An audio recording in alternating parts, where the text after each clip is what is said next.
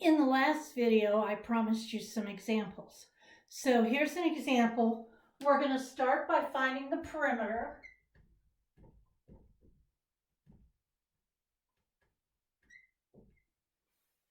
Well, I told you to find the perimeter. All you have to do is add up all the sides. Well, the problem here is not all the sides are given. I usually find a place to start, and I usually pick the upper left corner, but you can pick wherever you'd like. And then just pretend you're walking around. Okay, that's 3. That's 2. That doesn't have a number. That doesn't mean it's not there. It just means you have to find the number. That's a horizontal line. That means I'm going to look at horizontal segments. Don't look at anything that's vertical. So the other horizontal segments, I have 8 here, and I have 3 up here. Well, 8 goes all the way from the left side to the right side. And the 3 is just part of that. What I have here is what's left over. So I have 8 minus 3, or that is 5. So that's 5, and I have 5 here and 8 here. I don't know what this side is. This side is vertical. So don't look at the horizontal lines now, look at the vertical lines. If I have to go from here to here, that's all the way from the bottom to the top. Well, I have a segment here that's part of that, and that's 5. Then if I go over here, this is the rest of the length, which is 2. So if I add the 5 and the 2, I get 7. Now that I have all the sides, because if I walk up, I'm back where I started, I'm going to go ahead and add all the numbers together. 3 plus 2 is 5, plus 5 is 10, plus 5 is 15, plus 8 is 23, plus 7 is 30. And I'm going to make these inches.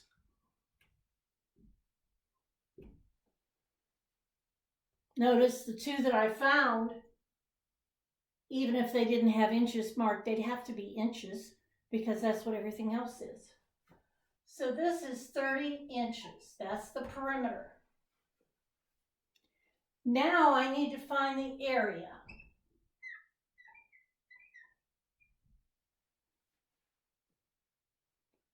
Well, I didn't tell you how to find an area of something that looked like that. If you have something that you're not familiar with, you need to divide it into parts that you know how to work with. There's actually 3 different ways you could do this, and I'm going to show all of them to you. You pick whichever one you prefer to do. If I draw a line across here, just like that, now I have a small rectangle on the top and a larger rectangle on the bottom. If I find the areas of the 2 rectangles, then I can add them together, and that will tell me the total area. So if I look at this, the top, which means the bottom, are both 3, and the 2 sides are 2. That gives me an area of 6.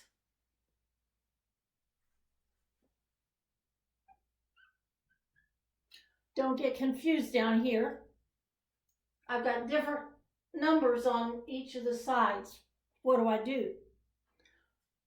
Look at what the numbers are representing and figure out what you're using.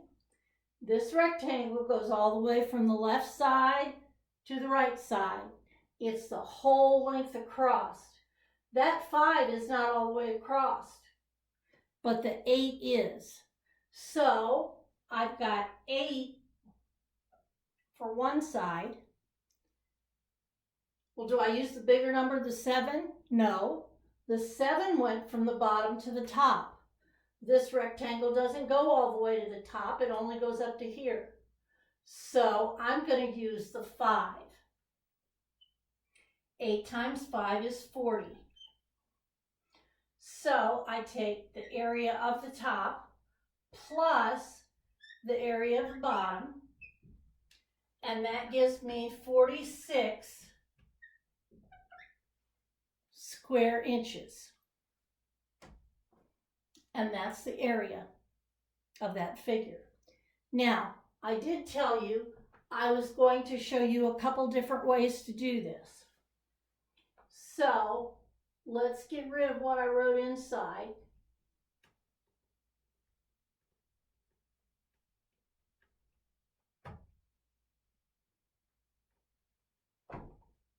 Remember, it was 46 square inches. Make sure I come up with that this time. I can draw a segment there, and I've still divided it into 2 rectangles. So what do I have? Well, here the area, now the rectangle goes all the way from the bottom to the top. So now I'm going to use the 7,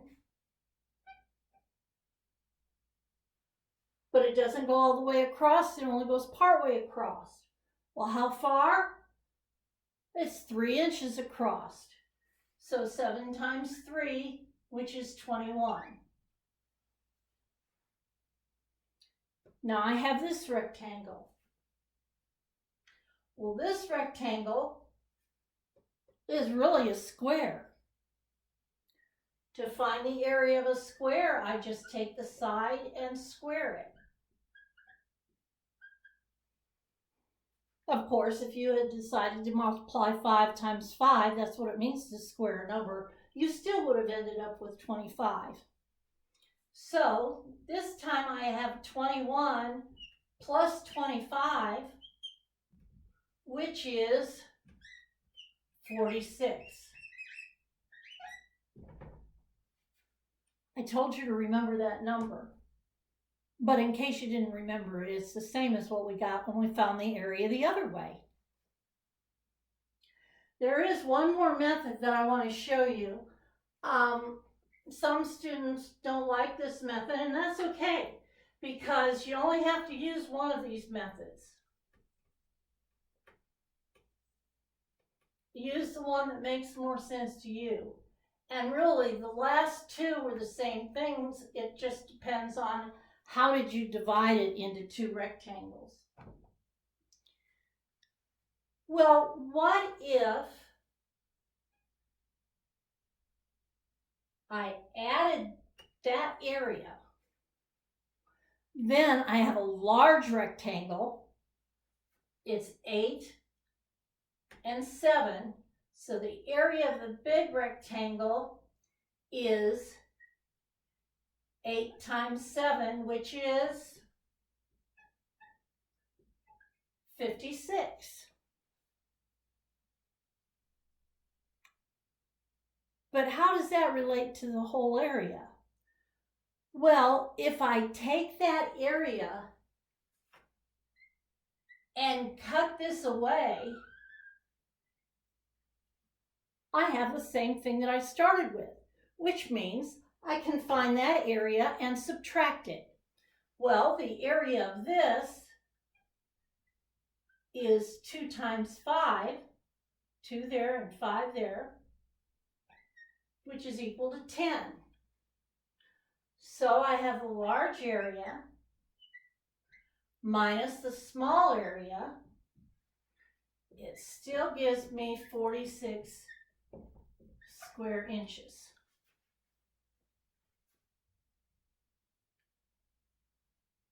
So do it whatever way you want.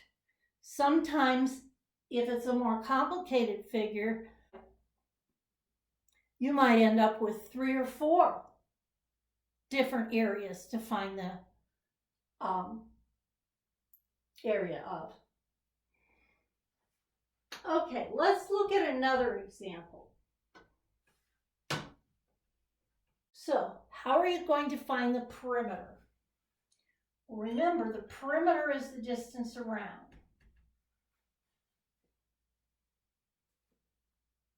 that's 5, that's not marked. How do I find that? It's a rectangle. It's the same as the side across from it. That's going to also be 8. What about this? Well, if that's 3, I probably should have marked it. Those two sides are equal. That will help us know what we're supposed to do. If those are equal, these are going to have to be equal if that's a right angle.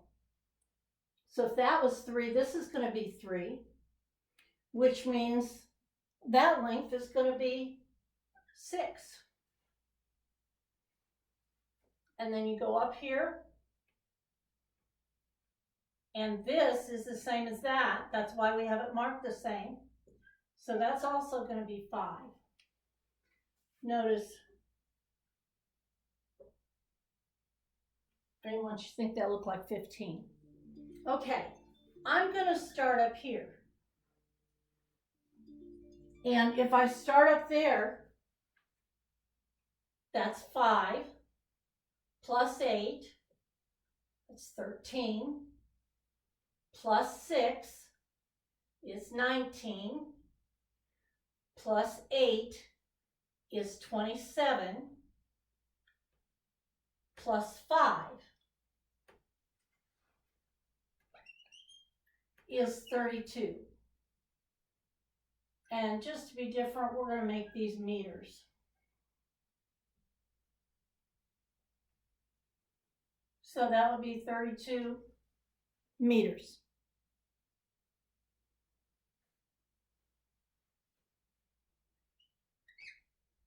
Now we find the area.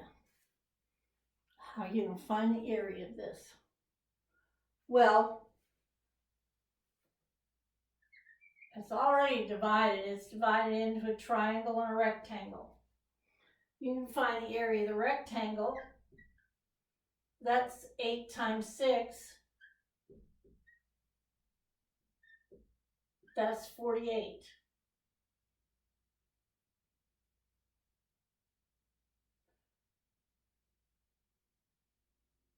But how do you find that?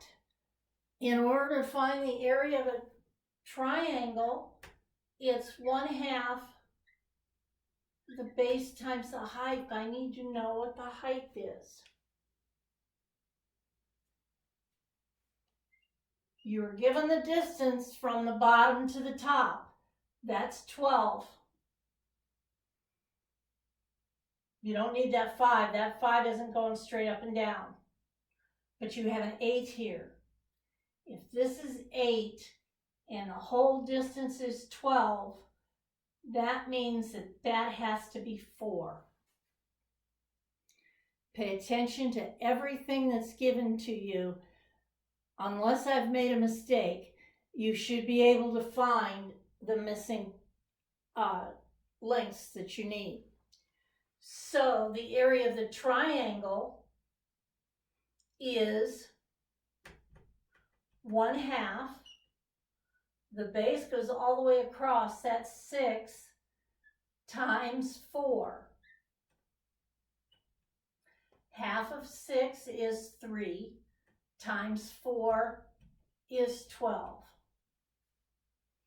So the total area of this figure is 48 plus 12, or 60 meters squared. Don't forget, when you have area, that your units have to be squared. On the last test, some of you were leaving units off in your answers. This is extremely important that you include units. Get in the habit of making sure you include the units for your worksheets. Then when it comes time for the test, it'll be a habit and you'll already remember. Okay, I will post a worksheet on finding perimeters and areas of some different shapes, and you will have a handbook worksheets. So work through those, and we have one more section in this unit, and that will be volumes.